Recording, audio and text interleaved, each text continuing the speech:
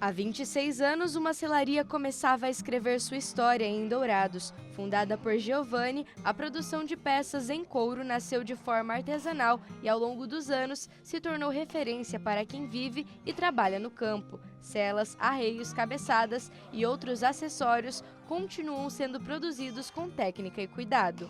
Meu pai começou a trabalhar com selaria depois que ele largou a faculdade de matemática. Ele fazia na Federal daqui de Dourados. E o meu avô achava que não era uma boa ocupação para ele, porque, querendo ou não, ele não trabalhava.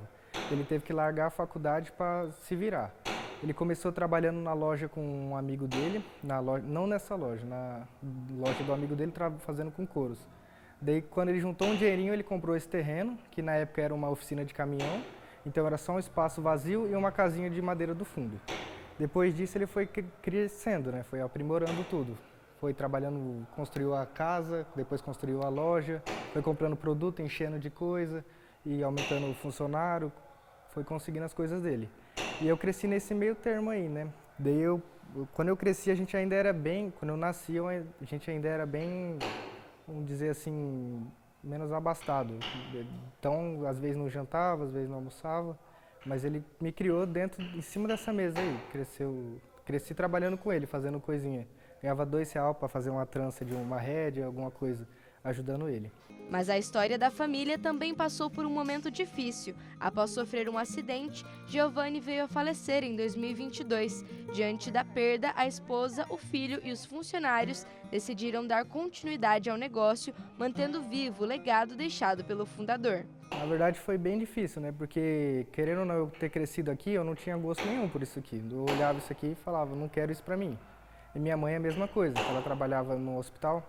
Daí quando ele morreu, teve que largar tudo, né? A gente para dar toque nisso aqui.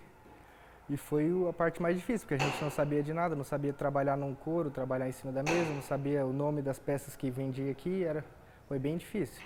Mas aprendemos na marra, né? Embora a tecnologia tenha modernizado diversos setores, o artesanato continua movimentando a economia brasileira. Segundo dados do Sebrae, mais de 8 milhões de pessoas têm o artesanato como fonte de renda no país. E em negócios como este, cada peça carrega não apenas o trabalho manual, mas também a história e a tradição de uma família.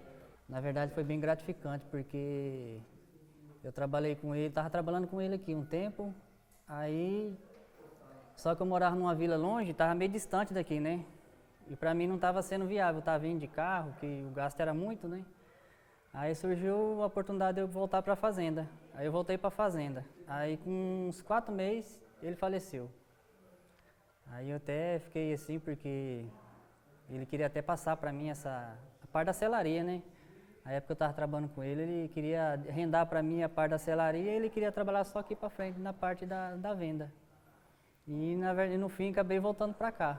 Hoje, a produção segue nas mãos de quem ajudou a construir essa história. O processo continua sendo artesanal e exige paciência, técnica e muita atenção aos detalhes.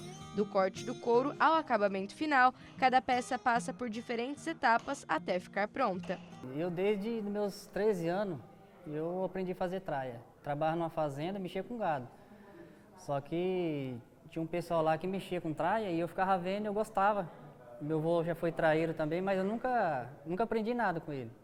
Porque eu morava longe nessa época e aí eu via o pessoal fazendo lá, traia do serviço mesmo, e eu gostava e chegava em casa e o restinho de couro que sobrava desde lá eu pegava e eu aprendi assim, sozinho na verdade, né? Pela vontade mesmo.